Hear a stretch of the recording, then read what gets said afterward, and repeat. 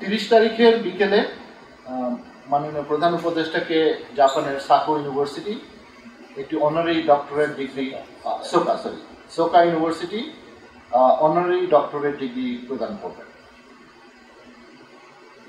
এবং ওখানে মাননীয় প্রধান উপদেষ্টা একটি বক্তব্য রাখবেন সুধীমণ্ডলীর উদ্দেশ্যে।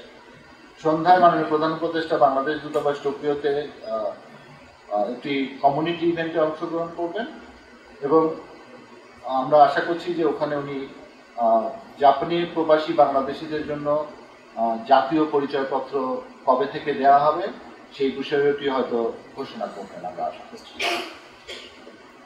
তারপরে 31শে মে সকালে উনি ওখান থেকে রওনা দিয়ে বাংলাদেশে সন্ধ্যায় পৌঁছাবেন। এই হচ্ছে ইন নাটশেল। বাট আরেকটা খুবই গুরুত্বপূর্ণ বিষয় আছে যেটা আমি আলাদা করে বলতে চাচ্ছি যে এই সফরকালে সর্বমোট 7টি এমওইউ সাইনিং হবে। আপনারা লিস্ট পেয়ে যাবেন এই 7টি। একটা হবে জেবিআইসি জাপানি সাইড থেকে, আর আমাদের EMRD loan agreement for prepaid gas meter installation.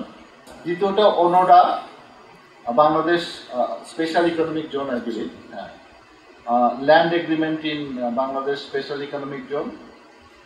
নাক্সিস Bangladesh special economic zone, land agreement in Bangladesh special economic zone.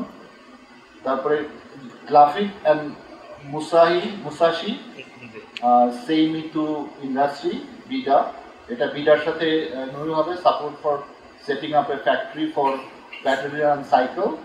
আর জাইকার সাথে একটা হবে বিডার MOU for support to launch the OSS system in BIDA. But এরপরে দুটো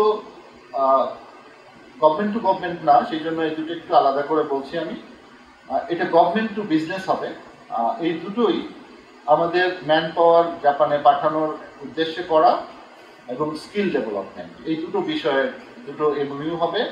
বাংলাদেশ দিক থেকে এই এমওইউ দুটি সই করবে Bangladesh BMET, Bangladesh man power employment and training, আর জাপানিজ সাইড থেকে দুটি বিজনেস কোম্পানির সাথে এটা হবে স্কিল ডেভেলপমেন্ট এবং